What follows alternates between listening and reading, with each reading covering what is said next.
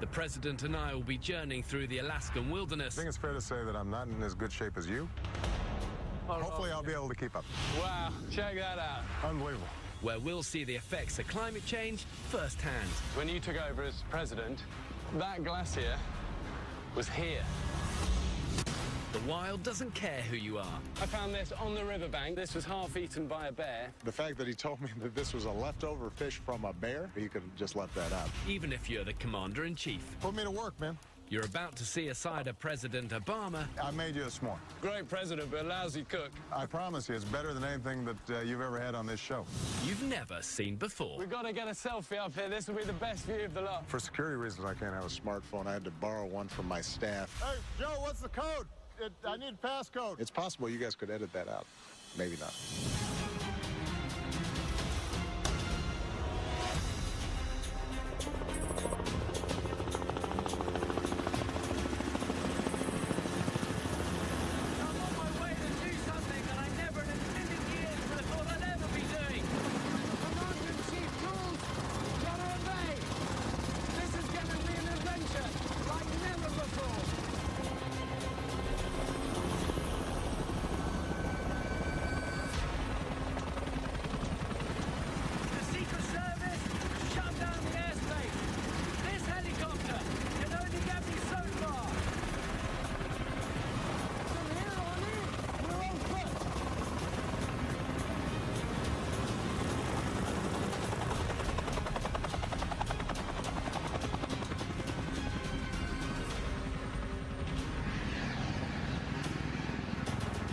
As president, I am in what's called the bubble. And Secret Service makes sure that I'm always out of danger, which I very much appreciate, but can be a little confining. In fact, every once in a while when I go off track, if I do something unexpected, the phrase we use is that the bear is loose. And somebody tries to grab a tranquilizer gun, make sure that they get me back in the cage. So to be with a bear in the woods, it doesn't get any better than that. That's why I'm heading down to the wash, and that's why I should be meeting him. There's one meeting I don't want to be late for. I don't claim remarkable survival skills. I can probably put up a pretty wobbly tent. I might be able to make a fire. I know the bear generally eats just about anything. I'm going to probably stick to some stuff that isn't going to cause me significant stomach problems, because I got a lot of work to do after I finish this show. I'm at the RV point, waiting for the president, nervous. This, for me, is definitely the biggest thing I've ever done in my life. We've taken some amazing people on adventures, but to take the leader of the free world, I just never really imagined it would happen, to be honest. I just really hope I don't get too tongue-tied, because when I get really nervous, I find it pretty hard to speak. Bear! Hey, Mr. President. How you doing? How do you do, sir? Good to see you, sir. I'm Bear. How are you? Yeah. It's wonderful to meet you. What a great place to meet. It is spectacular. When I first saw him, we were standing next to each other. I can tell it's going to mean a lot to him, this journey. And for me, it's such a privilege to be taking him. This is the first time that I've been able to actually travel other than just the Air Force base to refuel. So, okay, so first time... First time, setting foot in Alaskan wilderness. Amazing. And it's good company to keep. Thank you. This has got to be one of the best days of my presidency. First of all, I'm not in the office. Second of all, I'm not wearing a suit. Well, we've got a bit of a journey ahead of us. Let's do it. The president and I are here to see Alaska's exit glacier. In recent years, this massive glacier has been receding at an alarming rate due to climate change. We're going to journey across a glacial outwash and through a dense forest to reach the glacier.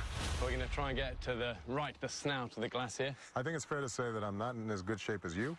I don't know. You look incredible. As presidents go, I'm in decent shape. You're so not hopefully wrong. I'll be able to keep up. Right, we go. Well, we're in bear country for real. Yeah. So we're going to be smart. They're notoriously lacking in respect for rank or anything. So we're going to look after each other. I've got some bear spray. There you go. That's the last line of defense. There you go. Let's do it. I feel bad that I'm looking so... You look good, I look man. like the cat or something. No. That's how you're supposed to look. Do you know what? If you were looking too clean, I'd be suspicious. I caught a glimpse of myself in the camera lens earlier, and my first thought was, my mum is going to kill me looking like this with the president. Well, you know, I don't think there are rules for the president. I do think that, you know, there are rules for the Queen. So you've met the Queen? I have. She's one of my favorite people. She has a great sense of humor, but she doesn't suffer fools very well. She doesn't, and I think she thinks I'm one, because I met her and she said, this was years ago, and that's just when we got back from Everest, and she goes, and your name is? And I went, I can't even remember my name. I couldn't talk. She moved on. I thought, I've blown it. My one shot, I've blown it. Well, listen, I really enjoyed watching your shows and your work, and you know, one of the main purposes of our trip here is to highlight the effects of climate change and what's happening to the planet. And people need to see it and feel it, as opposed to just reading a bunch of numbers on a page. Well, you're so right. I think speeches are one thing, but I mean, we live and breathe this stuff every day because we're out in it, and we see the harsh kind of reality of it. And a lot of it actually is quite shocking. That's exactly right. And, you know, I've got 2 daughters, and I don't want grandkids too soon, but eventually I hope to have some. I want to make sure that this is there for them, not just for us. For sure. The thing is, if we don't, it will go, and you can't get it back. It doesn't come back. Yeah. Okay, we're going to come and show you this Let's thing. do it. Okay, so here, choices. We can either hit the river. It's going to be cold, fast-flowing, dangerous. We're probably better off tucking up this little re-entrant through the forest. Let's do it. And do it that way. Come on. All of this alder forest is pretty dense. It's hard work to get through, but also I'm super aware it's classic bear territory. And, you know, you got the President of the United States with me, so we've just got to take our time and get it right in here. Coming up. Oh, look, here we go. That is bear fur. You know when bears are most dangerous? When's that? If you surprise them, fornicating. Well, you know, I think that's probably true for humans as well. That's true, yeah. We can cook on that. So my goal is to cook you the presidential lunch of your life. I've seen some of the things Bear eats. Hopefully, he's got something that you might see on a plate. So normally when we do these journeys, it's a pretty small team that makes it happen. But when you're dealing with the president, obviously it's a little bit more involved. You've got the Secret Service, the White House staff, the press corps. You know, it's a lot of people to manage. So there's even a guy out here who checks that everything that the president eats is safe. I just hope he's okay with my plans for the president's lunch.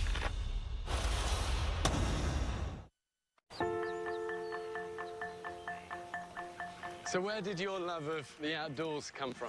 Well, growing up in Hawaii, I was more of an ocean kid than a mountain kid. But there's some beautiful mountains in Hawaii, and I used to go up with my friends, just get a beat-up old tent. Did you really? Yeah. So when you were that age, did you ever think, I might be president one day? No, definitely not. It was never...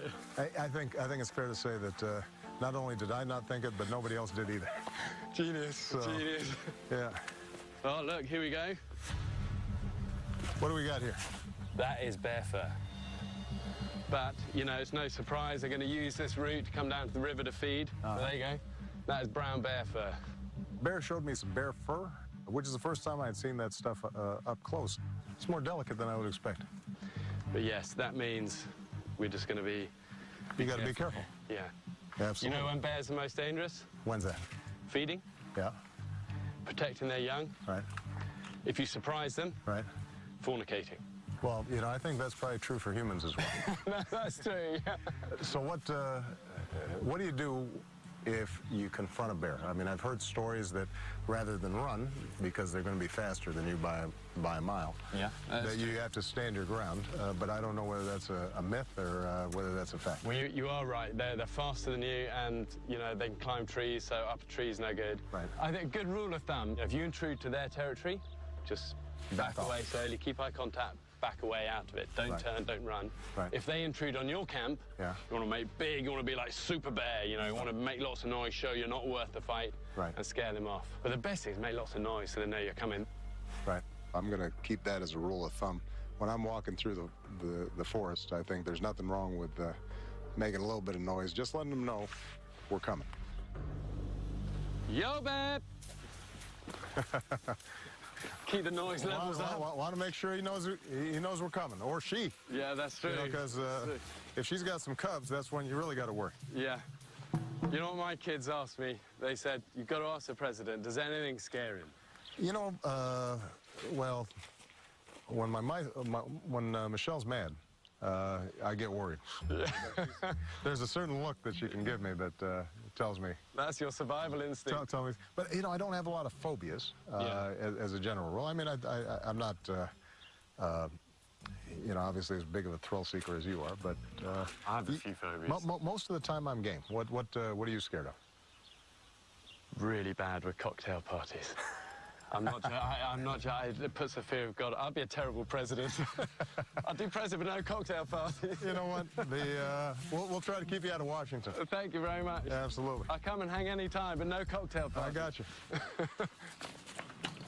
So look, you've got a bit of a rock fall down this. Yeah.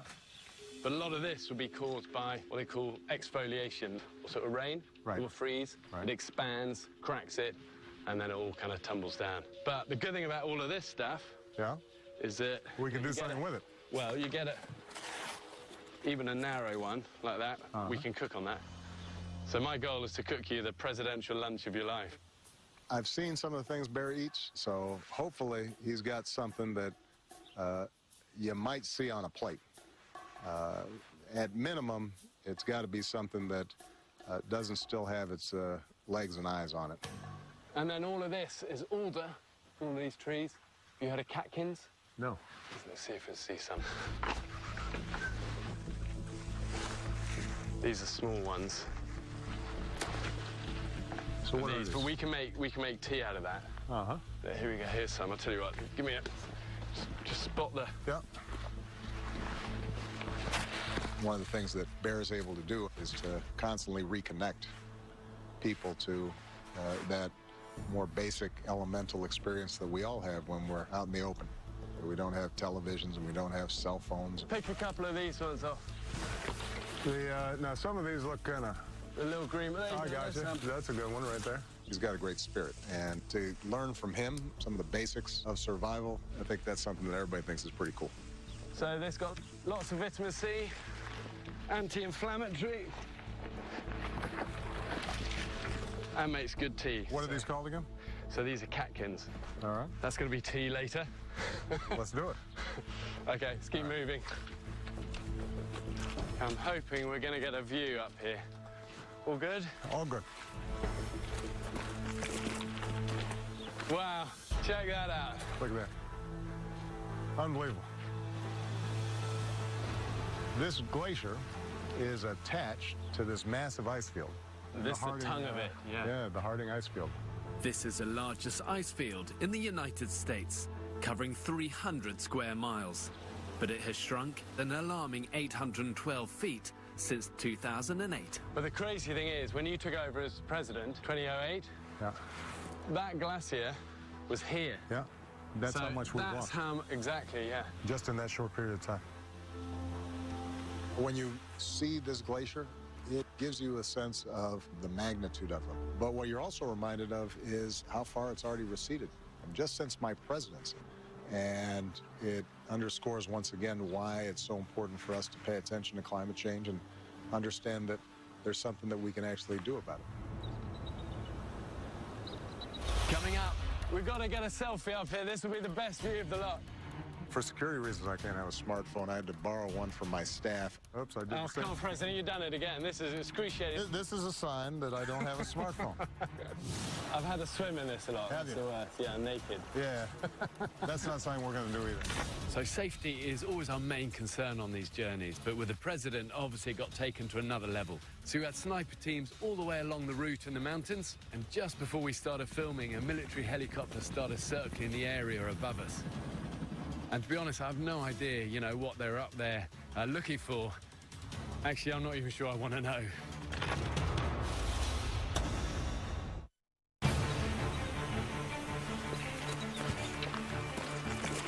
Wow, check that out.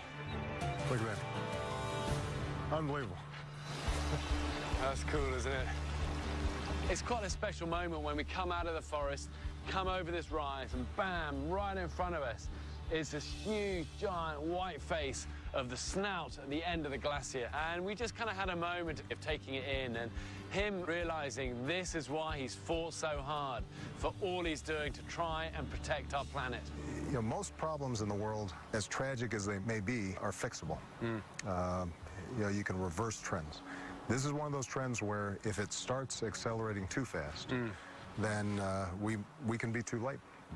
But the key is over this next decade, for all the countries, all the big emitters, the United States, China, the European countries, to make sure that we are putting in place a global agreement. And the good news is that technology is advancing much more rapidly than I think even I anticipated. When I came into office, solar power was still significantly more expensive than power generated from fossil fuels. And there's no reason why we can't transition entirely off of fossil fuels, but we've got to get started now. And that means everybody's got to participate. Simple things like turning off the lights, buying a fuel-efficient car, maybe an electric car. Those things make a difference. They add up. I think kids want to be part of that. They want to make it. I mean, we live in a place, this little island, and it's 100% off-grid. Yeah. You know, it's wind and solar power. And the kids love it, because the whole thing is an adventure. It's someone of that age that will really then take what you're putting in place and really then change the world. Yeah, that next generation, I think, is ready and willing. We just got to kind of get out of the way. We tend to hold folks back. It's not too late. If we begin transitioning now, we can slowly taper down the amount of carbon that we're releasing. It's like driving a car towards a cliff. You don't have to screech to a halt. You have to start tapping on the brakes. We still have enough time that if we tap on those brakes and we slow the car, then we're going to be able to stop it well beyond the point of no return. But we've got to start now. We've got to get a selfie up here. This will be the best view of the lot. That's the shot right there. That's it, isn't it? So many of my friends said, listen, if you're doing this, one thing you got to get is a killer selfie with the president. And we came to this amazing big flat rock, and I thought, that's the place. Come on, we got to get this. Just a quick one. I got my phone too. Okay, here we go. Come on. That one is a keeper. Genius. Come on. I got my own. Although I never know how to work this. I love it now. Oops, I got to reverse this thing. There you go. This thing, right? There we go. Oh, no, you pressed the wrong one. Hey, Joe, what's the code? Oh, that's brilliant. I need passcode. You remember it? The selfie with Bear in which he was taking the shot was fine. Me trying to take a selfie, I don't have a smartphone. I had to borrow one from my staff. Well, am I going to be able to Instagram that? I kept on turning it off. I didn't know the code. It's not working. There you go, just press that one. We got it. We got it. Business. All right. Okay, press that one. All right, let's try this again. That's the shot. All right, I got to take a shot right here. Oops, I did the same. Come on, President, you've done it again. This is excruciating. This is a sign that I don't have a smartphone. If my kids were here, they'd be going, oh, come on. I know, that's what my daughters do all the time. Well, for security reasons, I can't have a smartphone. It's too easy to track. I'm sure my girls are going to be mortified by my lack of technological prowess. It's possible you guys could edit that out. Maybe not. So this whole valley would have been filled with a glacier. Yeah. I read somewhere that what you've done with your climate change plan is the most significant thing any single human being has ever done to protect the planet. Well, you know... And that's amazing, because there are so many skeptics out there. You know, were you always a convert, or did you take, how did you... You know, I'm a big believer in science. Yeah. You know, when I started looking at the science, it was indisputable.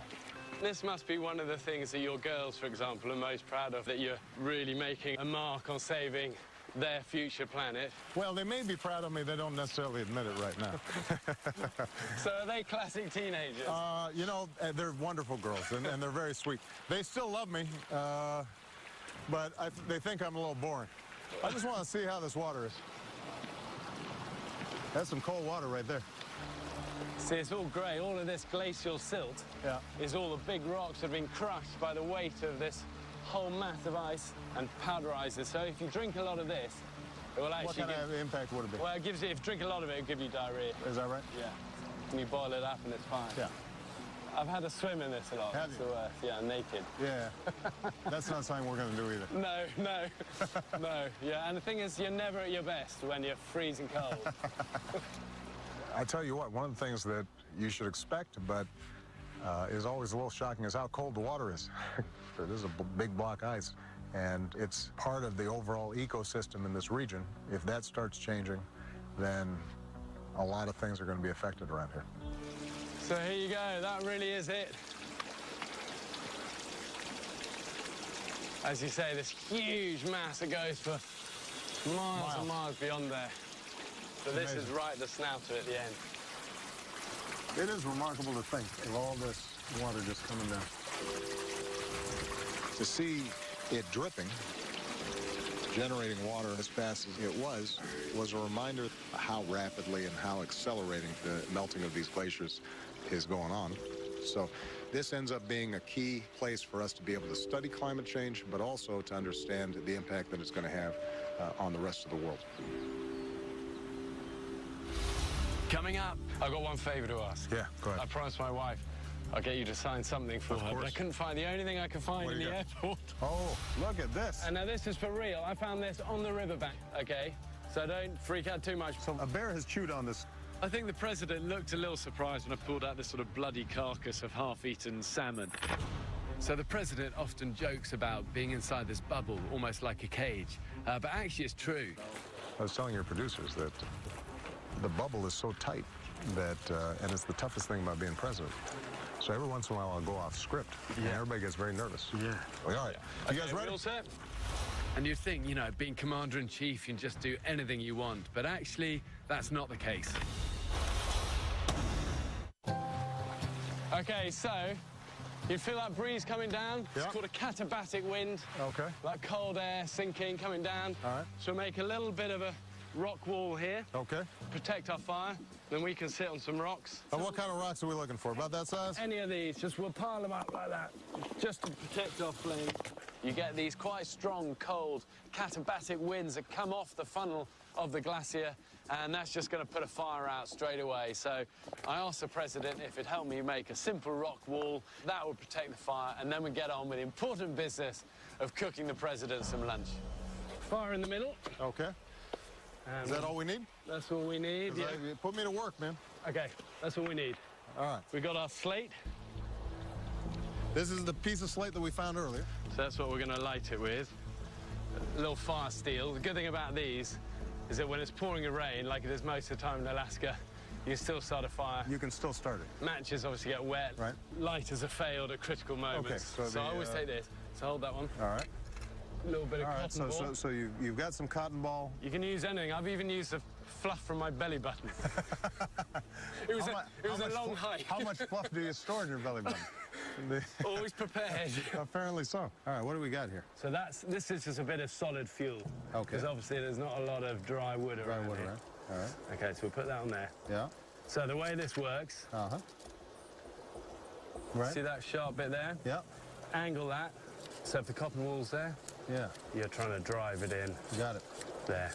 These fire steels, they look really simple, but they're actually not, you know, and I've done them a ton with people over the years, and, you know, first time people are always messing around, faffing around, trying to get it going, they can't do it. You're going to do it. Don't burn your fingers, though. That's all right. All right. Okay, so angle it a bit like that. There you Got go. it. Keep going. That's it. That's it. You're gone. There we go. You've done it. You've done it. All right. Legendary. There you Well go. done. Can I say, Mr. President, it's quite annoying when you're good at everything. Oh, well, I tell you what, I'm not the guy who climbs Everest. I'm just taking your lead. You know, I have not started a fire without matches or a lighter before, and so I'm going to have to get me one of those little gizmos, because that worked pretty good. I'm assuming Secret Service usually has one, but I'm going to make sure that's in our supply kit. And we'll get the slate on top of it. You can put that on. There you go. Great. All right. Let that heat up. All right. So we're going to get a little bit of water straight off this ice. All right. And then we'll make the Catkins tea with that as well. Do you want to fill that up? I'll go get the water. Okay, and I'll get this All one. right. We'll get This this log's off. about That's good. tipping over a little bit. Would you ever get Michelle camping? You know, Michelle tends not to be an outdoor girl. Yeah. She loves hiking, and she's in great shape. Yeah. But when night falls, I think she's ready for some nice sheets. Yeah, yeah. So by that, that's great. But she loves being outside. So when you first moved to the White House, how do you do president and dad? I mean... You know, the interesting thing is actually I ended up getting more time with the kids as president because I live above the store, right? So at a certain point, let's say 6:30 at night, I can go upstairs, I can have dinner with them, and if I have to go back to work, I can. And so, you know, being able to have dinner with them every night was something that I could enjoy more than I did before I was president. And that tradition has not changed. Really? That's incredible. Yeah. Which has been great. And that's such a statement for family first. Well, it's actually my joy, my pleasure, because if I've had a day full of world nonsense, for me to be able to come home and just listen to the girls and let them tell me about their day, it gives me a whole new perspective and renews me. It's so heartening to think that the leader of the free world, ultimately, he's a dad. Okay, lunch, here we go. All right, what do we got? Well, Alaska is a land of bear and salmon. We haven't got bear. Oh, look at this. But look at this. And now this is for real. I found this on the riverbank, okay? So don't freak out too much. I think the president looked a little surprised when I pulled out this sort of bloody carcass of half-eaten salmon. This was half-eaten by a bear. Now, why wouldn't the bear finish this sucker? Well, because... This looks like a nice-looking piece of fish. Yeah, but what, if you notice, what they've had is all the high-fat content, the eggs, bit of the skin. They'll often take the brain as well. If there's a lot of fish in the river, they'll leave the meat because they want that high-density, calorific value fat. Interesting. So a bear has chewed on this sucker. Yeah, but we're going to cook it up, so it's going to be good. All right. I've seen some of the things bear eats. I think a piece of salmon, that'll work just fine. Oh, I heard a little sizzle there. Yeah, that's... Yeah. The fact that he told me that this was a leftover fish from a bear, I don't know if that was necessary. He could have just left that out. Yeah, that's that. Have you ever got lost in the White House? No. But it's huge. What about the girls when they were young, when they first went there? You know, they found some good hiding places. It's a great place to do hide and seek. The best. But, you know, the truth is the White House's grounds are not that big. Because it's an old Capitol, it doesn't have some of the grandiosity and scale. And I think it partly reflects American democracy. I think there was a sense that the White House shouldn't be too ostentatious. Yeah. And before 9/11, you used to be able to walk right up and people were driving right in front of the White House. Now, now the roads have been blocked off, but I remember when I was a young man, the first time I visited, you could walk right up to the gate and look right through, and there'd be traffic behind you. And do you remember doing that at a young age? I think the first time I visited, I was 21. And that made a big impact? I can't say that I imagined I'd be looking out from the other side of the window. Yeah. Yeah. Life's weird, isn't it? It is. You don't expect a kid of a single mom born in Hawaii named Barack Obama to end up being president. That's not something you generally It's bet on. amazing. Yeah. It's amazing. Yeah. Coming up. I made you a s'more.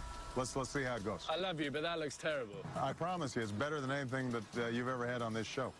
Huh? Great president, but a lousy cook. Come on, man, that s'more is solid. Let me try it out. One of the most surprising things about the president is just what a normal, down-to-earth, regular guy he is. Let's face it, the cameraman's got the toughest job, though, doesn't he? Yeah, I mean, he's got to do everything I do backwards. Backwards, yeah. He's like Ginger Rogers. I guess you imagine someone with that much responsibility and also power would somehow, you know, be above it all. But actually, he wasn't that at all. This is a good way to spend the day, isn't it? This beats our usual day in the White House. No doubt about it. You seem to push through so many things that you believe in. What have you learned about getting things done that are really on your heart? Persistence. I'm a big believer in persistence. They've done studies of kids growing up in important neighborhoods or war-torn regions of the world, and the kids who survive it and thrive, it's not necessarily the smartest kid. It's not necessarily the strongest kid. It's the most resilient kid. And I think that's true in just about every circumstance. A lot of stuff that you try is not going to work. But if you stay determined, typically you can make real progress. And you have to have something of an even keel so that you don't get too high and you don't get too low in order to stay determined. You know, one of the things that I try to tell my daughters is don't believe the hype when things are going good and don't despair when things are going bad. Yeah. It's funny. kids are such a good foil, aren't they, to remind us of those sort of values, you know, because we all have days where we feel a bit beaten up. Absolutely. And yeah, that your girls must be such a huge encouragement to you. They are wonderful. Nobody can make me happier or make me feel more stupid. Yeah. Join the club. Yeah, 3 boys, I get the same. But you know what? Your goal is to make sure that your kids are a little smarter than you are. Yeah. You know, you're constantly improving the gene pools. You marry good women, and you know they'll do a little better than you do. When you were growing up, did you know that you wanted to spend this much time outdoors? Was this just sort of in the DNA and the environment and how you grew up? Well, my dad was a commando and a climber, and at a young age, all I wanted to do was hang out with him, climb together, be together. And as a young kid, it was the only thing I was good at. I was always the kid that climbed the highest tree out the buildings. And, you know, somebody said to me, age 7, that I could have a job that involved climbing up stuff, getting muddy, being outside, doing this sort of stuff. I would have thought I was the luckiest man in the world, you know. So I've always tried to pursue what I love and what I'm okay at naturally. And, you know, I've just been super lucky. I had a great team around me and stuff, and I would never have thought I'd be doing this. I'm with the President of the United States. The whole thing is totally mad. And I'm cooking for him, and I'm the worst cook in the world. No, but I tell you, the salmon's starting to look pretty good. Should we try a little bit of this? Yeah, let's try it out. Come on. That would be Get good. a little sample.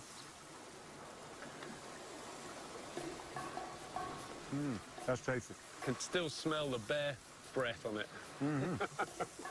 I tell you what, though, that's good. Good, well, it's fresh. That's proper Alaskan salmon for you. Bear's a mediocre cook, but the fact that we ate something recognizable was encouraging. It would have been nice if we had had a cracker to go with it, but that's all right. Those things are hard to pack. Do you have a faith that's important in your life? Absolutely. I think it was my favorite president, President Lincoln. And I'm paraphrasing here, but he said, if you weren't a religious man before you took office, you will be humbled and on your knees and praying to God for some help. Yeah, that's it. It's like I love that quote that says, there's no such thing as an atheist in the Southern Ocean. That's exactly right. Or on the death zone on Everest, you know? And that, too, is, I think, part of determination and resilience. But that also is what keeps an even keel. Yeah. And what do you kind of want to be the legacy? If you had to pick one thing as a legacy of your presidency? Well, you know, we've provided health care to millions of people who didn't have it. We repaired an economy that was globally on the brink of a Great Depression. But this climate change agenda is as important as anything I'm going to do. I think it will have a more significant impact on the lives of future generations as just about anything. And we're still a long way from getting it right, but it's something that working together, I think we can make a difference on. Coming up. Now, I had always heard if you drink your own pee, all that's going to do is just dehydrate you further. If you're out in the wild and you've got nothing else, you don't want to be wasting it. That's fine to re-drink. Seems to be Bear's main claim to fame is that he drinks his own urine. So when I was cooking lunch for the president, the guy who checks that all of his food is safe was kind of, you know, watching me like a hawk. And it turns out the White House actually has a very strict policy about the president not being seen to eat anything on camera, let alone a half-eaten salmon. I sort of expected the president's food advisor to, you know, step in and stop the filming, but I kind of think he was, you know, following the president's lead. That's tasty. And luckily, good for him, the commander-in-chief was up for it.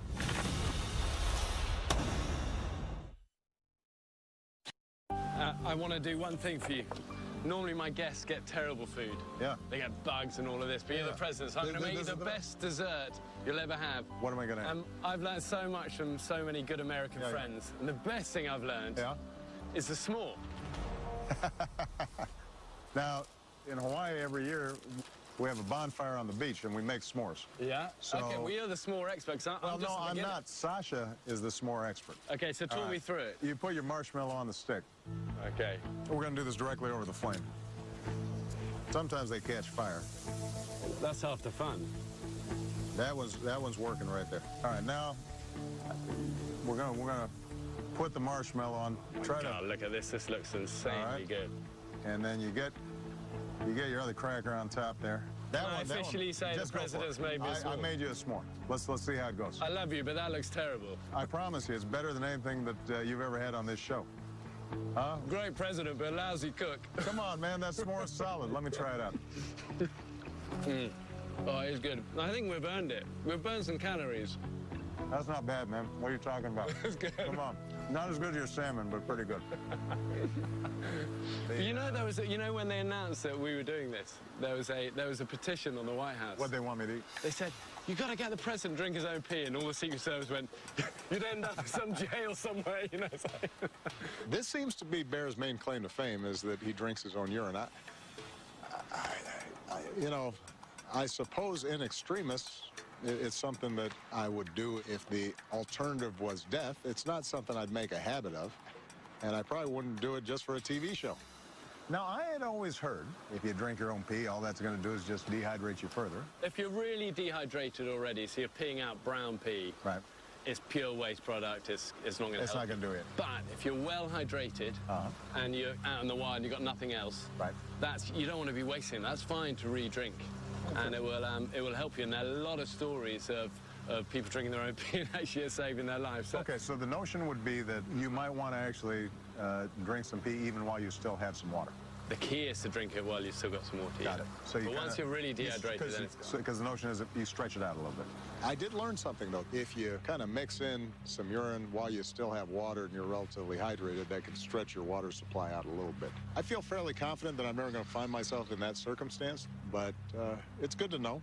I'll file that in the memory banks. I've shared some camps with some amazing people over the years, and one thing I love about campfires in the wild, it's the ultimate leveler. But this for me has been my favorite. You're amazing. It's been wonderful. What a great way to spend a day. And the s'more gets better and better. Okay, we're heading on down. All right, we put out our fire here? Yep, that's the key thing. Oh, we've got to have our catkins tea. We've got to try our tea. Catkins are also good for flatulence. Well, not a problem I have, but perhaps you do. My kids, I tell you what, my kids need catkins and plenty of it. All right, let me try it out. That's nice. Okay, good. Yeah, that was pretty good. Okay, that's where we're heading, and then we're on our way. Okay. All right. Good. Let's do it. Would you ever encourage your girls to go into politics? No. But if they came to me and they said they wanted to go into elective office, yeah, I would be completely supportive. Yeah. Because I think it can be noble work if done for the right reasons, the right way. You know, what I try to teach my daughters is be useful, and be kind. Yes. And if you do those two things, then wherever your passions take you, you'll turn out okay. And being kind is such a big one. It's not complicated, is it? It really isn't. Sometimes we have a journey in life to come around to realizing, actually, you're right, that is it. Try to be useful to somebody and try to be kind. It's been such a privilege for me to be able to spend a little bit of time with him, but I think this is where we split. All right. And actually see what the man himself is like. And for me, just respect. I've got one favor to ask. Yeah, go ahead. I promised my wife, I said, I'll get you to sign something for her. But I couldn't find the only thing I could find in the airport. Oh, this is the classic. What's this? This is the classic. But it is amazing. Bottle opener. Thing is, you look ripped. You know, I am pretty ripped, actually. You couldn't do that with Winston Churchill. No. I'm fairly cut, but it's possible that bottle opener is a little dated.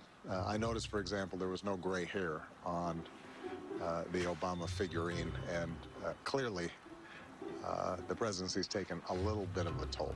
But you know, Michelle tells me I'm holding up okay.